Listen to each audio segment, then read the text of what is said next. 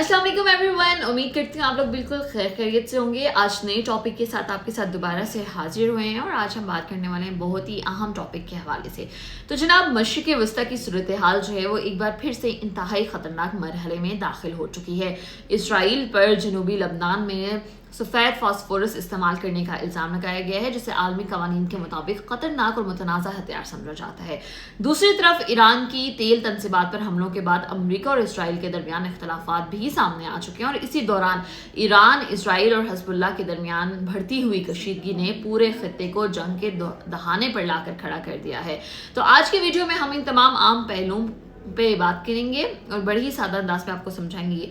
Israel पर सफ़ेद phosphorus इस्तेमाल करने का इल्ज़ाम है। बैनुल अक़वामी इंसानी हकूक़ की तंजीम ह्यूमन राइट वॉच ने अपनी ताज़ा रिपोर्ट में ये इंकशाफ किया है कि इसराइल ने जनूबी लबनान के रिहायशी इलाकों में सफ़ेद फास्फोरस का इस्तेमाल किया है, उसके गोलों का इस्तेमाल किया है। रिपोर्ट के मुताबिक ये हमले लबनान के कस्बे यहमर में किए गए हैं, जहाँ शहरी आबादी मौजूद थे। तंजीम ने सोशल मीडिया पर मौजूद वीडियोज़ और तस्वीर का तज्ज़िया किया, जिसमें देखा गया है कि फिजा में फटने वाले गोलों से सफेद धुआं निकल रहा है, जो अमरीकी साख्ता M825 सीरीज अल्ट्री शेल से मिलता जुलता है।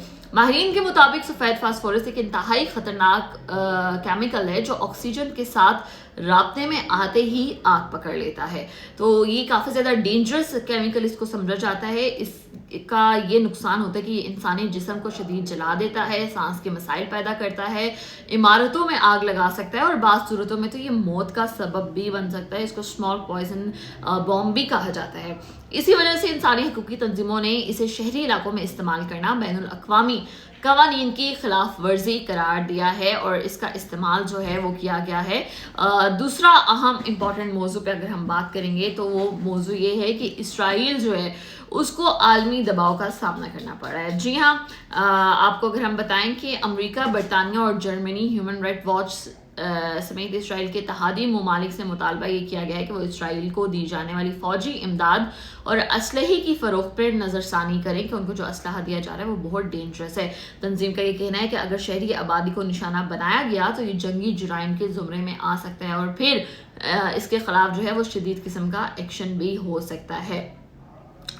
तीसरा मौजू पे अगर हम बात करें तो जो तीसरा अहम इम्पॉर्टेंट मौजू आज का हमारा है वो ईरान की तेल तनसीबात पर हमले और अमेरिका इसराइल इख्तलाफात। अब आप हैरान होंगे, अमेरिका कैसे इसराइल से इख्तलाफ कर सकता है।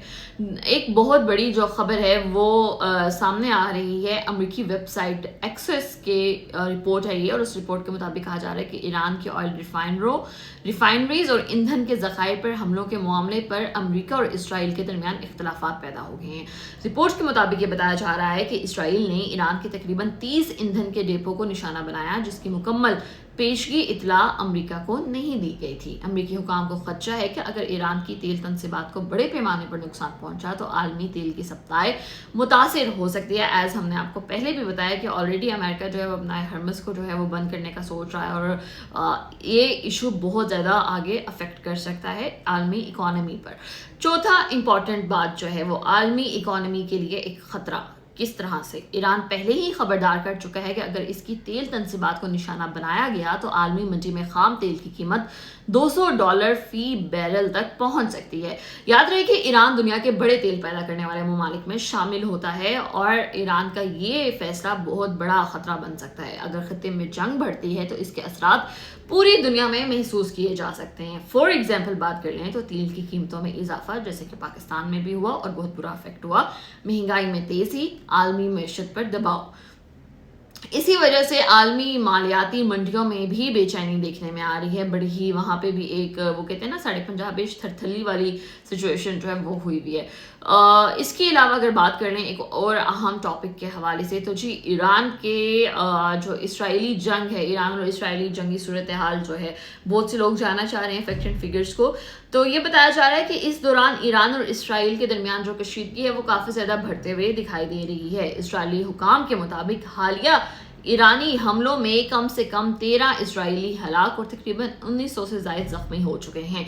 अगर इसराइली फ़ौज के सरबराह का बयान भी देख लें तो उनका ये बयान सामने आया है कि इसराइल गुज़श्ता 2 साल से हंगामी सूरत हाल में है और मौजूदा हालात जो हैं वो मज़ीद तवील हो सकते हैं। मतलब कि खुला खुलम बताया जा रहा है कि जंग बढ़ सकती है। उन्होंने ये दावा किया है कि इसराइली फ़ौज ने लबनान के दारुल हुकूमत बेरूत में कार्रवाई करते हुए ईरानी जो एक फोर्स है उससे मुंसलिक अनासिर को निशाना बनाया है और उसका इफेक्ट भी बहुत बुरा जो है वो नज़र आ रहा है होते हुए। तो ये सारी सिचुएशन जो है वर्स्ट से वर्स्ट होते दिखाई दे रही है। हमें लग रहा था कि थोड़े मामला बेहतर हो जाएंगे बट हो नहीं रहे हैं। ट्रंप के हवाले से बात कर लें तो भाई अपने टॉपिक पे ट्रंप में कैसे भूल सकते हैं। ट्रंप की ईरान को एक धमकी नजर आई है।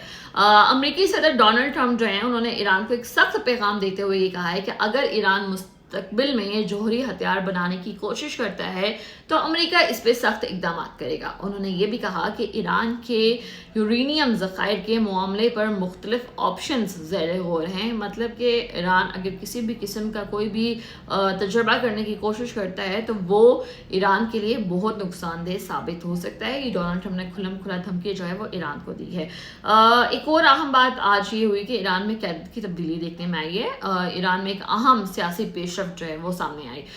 वो पेशरफ्त ये थी कि इतलात के मुताबिक ये बताया जा रहा है कि ईरान के सुप्रीम लीडर जो है अली खamenei के जानशीन के मामले पर ईरान के मजलिस खबरगान में इत्तफाक राय हो गया है और अगर ईरान में क़यादत तब्दील हुई तो इसके असरात ना सिर्फ ईरान बल्कि पूरी मशरिक़ वस्ता की सियासत और सिक्योरिटी पर पड़ सकते हैं क्योंकि कमांड चेंज होने जा रही है। जिस तरह से हम जानते हैं कि सुप्रीम लीडर जो है उनको शहीद किया गया, उसके बाद अब नए सुप्रीम लीडर की जो है वो उनको डिसाइड किया जा रहा है। तो ये सारी सिचुएशन जो है सम सॉर्ट ऑफ लग रही है कि बिगड़ ही रही है, बेहतरी की तरफ नहीं आते हुए दिखाई दे रही। मशरिक़ वस्ता के मौजूदा सूरत हाल इंतहाई पेचीदा और ख़तरनाक होती जा रही है। अगर दूसरी जानिब देखा जाए तो एक तरफ लबनान में सफ़ेद फास्फोरस का इस्तेमाल जो है उसके इल्ज़ामात मंजर आम पे आए हैं। दूसरी तरफ ईरान और इसराइल के दरमियान कशीदगी जो है वो मज़ीद बढ़ रही है और तीसरी जानिब आलमी इकॉनमी पर इसके मुमकिन असरात भी नज़र आ रहे हैं। तो अगर ये तनाज़ा ये इशू मज़ीद शिद्दत इख्तियार करता है तो इसके असरात सिर्फ खित्ते तक महदूद नहीं रहेंगे बल्कि पूरी दुनिया बहुत बुरी तरह से मुतासिर हो सकती है। अब देखना ये है कि आने वाले दिनों में सफारती कोशिशें जो की जा रही हैं वो कामयाब होती हैं या फिर कशीदगी मज़ीद बढ़ेगी। हमारे चैनल को सब्सक्राइब करना ना भूलिएगा और लाइक कमेंट शेयर लाजमी कीजिएगा। एक नए टॉपिक के साथ दोबारा हाजिर होंगे, तब तक के लिए इस्मा शौकत को इजाज़त दीजिए। अल्लाह हाफिज़।